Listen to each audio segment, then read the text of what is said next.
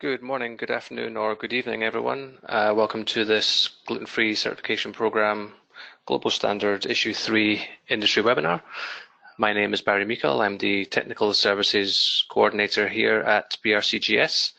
I'd like to welcome you all to this webinar. I'm just going to go through a couple of things that we're going to cover today. First, we're going to talk about the transition of the allergen control group, the previous iteration of the company, to BRCGS. We'll go through the key changes between the old version of the standard, version 2, and the recently released issue 3 version of the standard. We're going to go through the audit options, what type of options are available to you. We'll touch on BRCGS Start for those that are not currently GFSI certified, and then we'll go through your options for combining GFSI and GFCP audits. We'll talk about the additional appendices in the standard, and then we'll talk about your scheduling options between issue 3 and version 2, the differences between the two. And then finally, we'll touch on the training that's available for issue 3.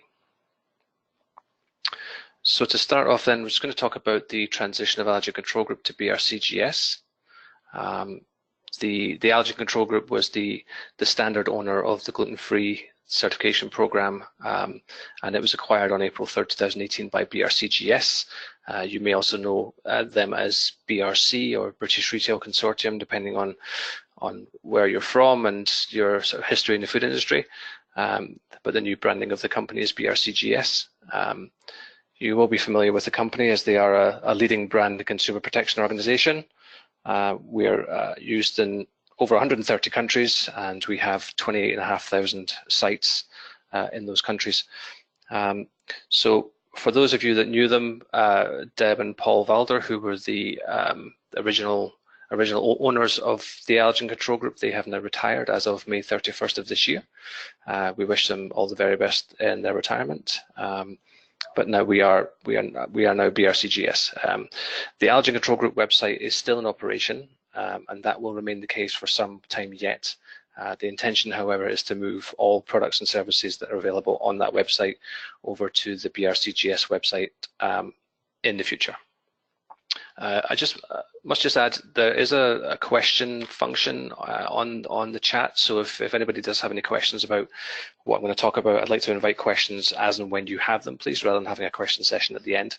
It just allows me to address the questions as and when they arise. That'd be great, thank you. So talk about quickly the key changes between the previous version of the standard, version 2, and issue 3, which was released on the 1st of August this year. So some minor changes, the major change of which was the format of the standard, and it's just been updated to align with the other standards from BRCGS, so it just looks consistent to all the other standards. For those of you that are familiar with the food standard, it now kind of mirrors the layout of the food standard. Certification bodies that we work with must now be accredited to ISO 17065 and 17021, and this hopefully will result in a more consistent approach to auditing the standard. The focus of the audits now has shifted slightly. The focus is now more on gluten control, so we have removed the generic HACCP requirements from the standard. Version 2 contained generic HACCP requirements, but we had feedback that a lot of our facilities or sites had an additional certification audit, say for example to a GFSI standard, and those HACCP requirements were being duplicated, so they were having 2 separate audits and the HACCP requirements were being checked twice in those 2 audits. So we have removed those requirements from our standard to reduce the duplication. Sampling and testing, we have added some more guidance on sampling and testing, and that's been added as an appendix. And this sampling and testing appendix just provides an overview of the best practices for developing sampling plans and testing protocols in order to detect gluten, and that should cover a wide variety of foods and different environmental surfaces. And this will help you support any gluten-free claims on packaging that you may make. Something else that we've added is we've added an appendix for grain handlers and suppliers. and this details the requirements for grain handlers, which it fills a gap which is generally accepted as being a constraint in advancing the gluten-free market.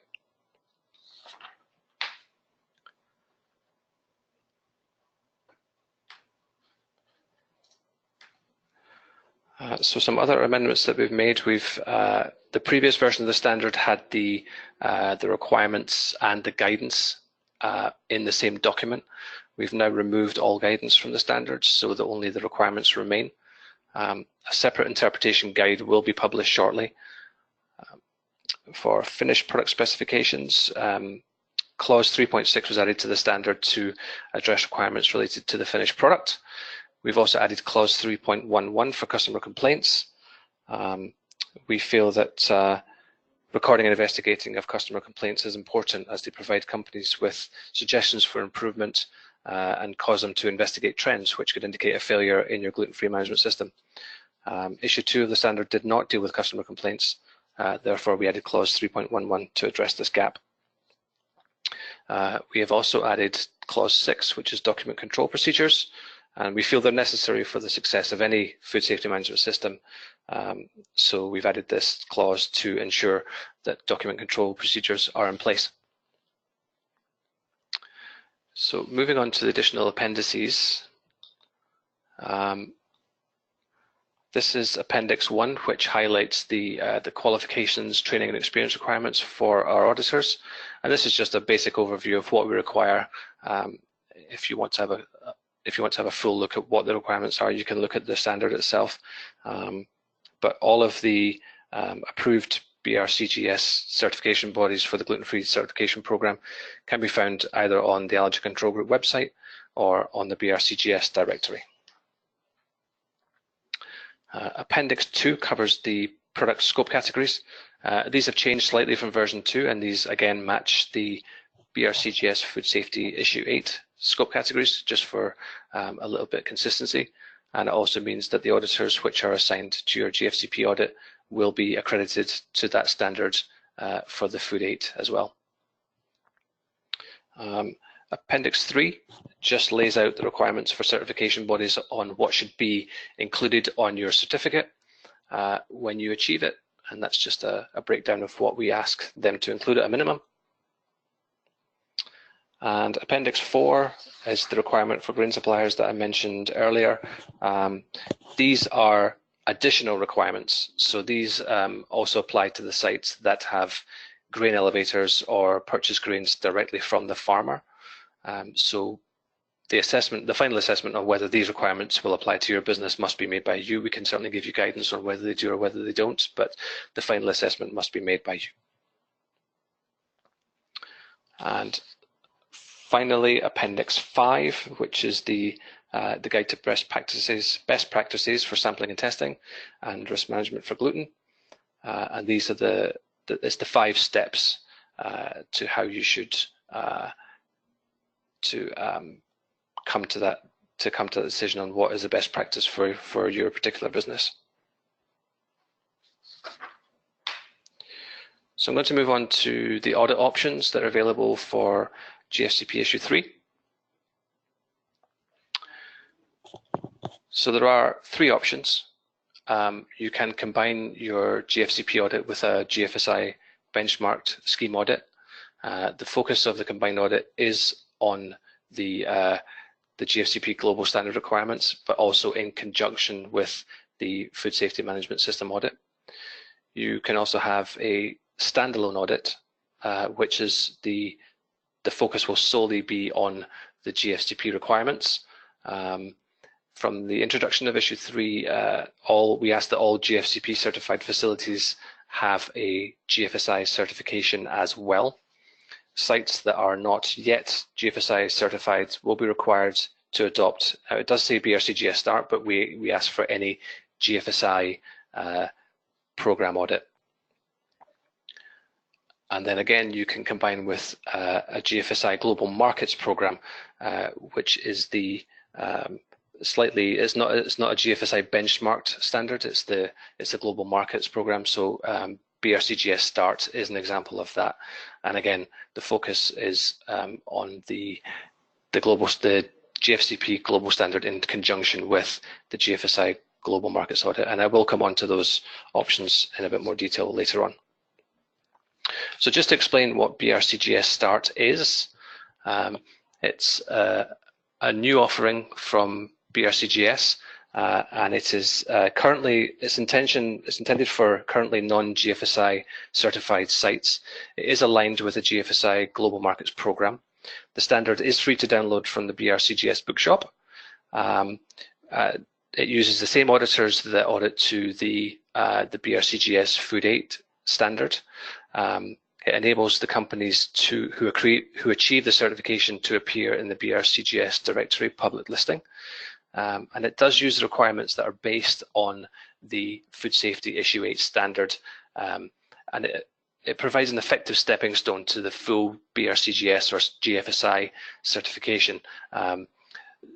It offers 2 levels of certification depending on your preference, the basic and intermediate.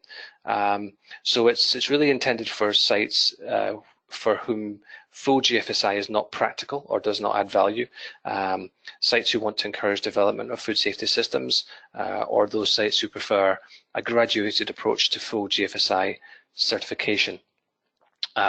So I like to think of BRCGS Star as a kind of a diet version of the full Food 8 standard. So the full Food 8 standard has every clause in the Food 8 standard you must meet the requirements of, and BRCGS Start has some of those requirements, and then you can choose between your basic and intermediate level of certification whether you comply with all or some of those. So it gives a bit more flexibility for the smaller companies that may not have the resources to go full GFSI. And that, by resources, I mean financial and staffing levels as well.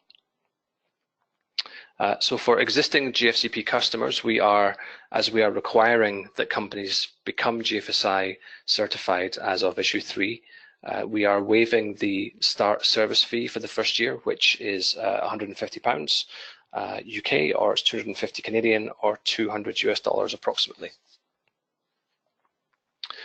We're also offering the GFCP Gluten-Free Management System template. So this is a package that's intended for smaller companies or companies which are new to the GFCP, who don't have an established gluten-free management system. So we have created a template for your business, and it includes it has 10 sections, which will cover everything you need to effectively manage gluten in your facility. It's a downloadable format. You purchase the package online. We will mail a hard binder folder set to you, and that will come with the dividers, which will help you keep the 10 sections nice and separate. And it also has templates of policies, procedures, and records which you can use to manage gluten in your facility, and the link is at the bottom of the screen, and the cost for this package is $2,500. So moving on to options for combining your GFSI and GFCP audits. So with a combined GFSI benchmark scheme audit, the GFCP audit can be undertaken at the same time as a GFSI benchmark scheme audit, and the GFCP portion will only add half a day to the duration of the audit. So if you are already BRC or SQF certified, you may add the GFCP to that audit, and it will only add 1/2 day to the duration of that audit. It can also be combined with the Global Markets Program, as I mentioned, the BRC Start program. Again, the basic level for certification to BRC Start will take 1 day, around 6 to 8 hours, and the intermediate level will take 1 to 1.5 days. And this will depend on the size of your business, the number of staff you have, and the various intricacies of your business. It will just depend.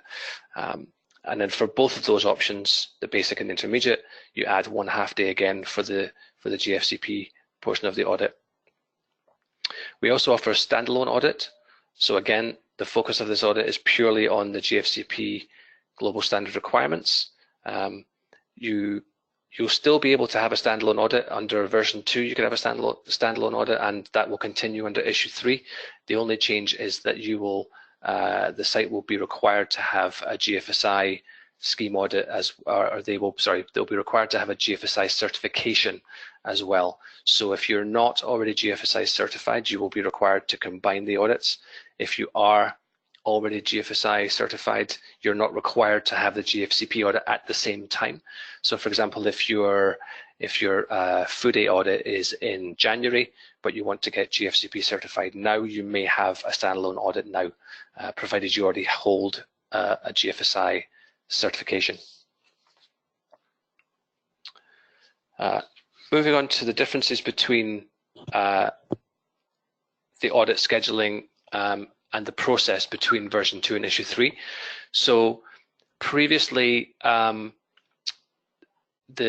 GFCP sent a reminder to its customers to renew Schedule A's and to schedule the audit around between 120 to 90 days before the certificate expires. This prompted the site then to schedule the audit with the certification body. The audit was then conducted by the certification body. The site would have up to 28 days to close the non-conformances after the audit date. The certification would then conduct its technical review.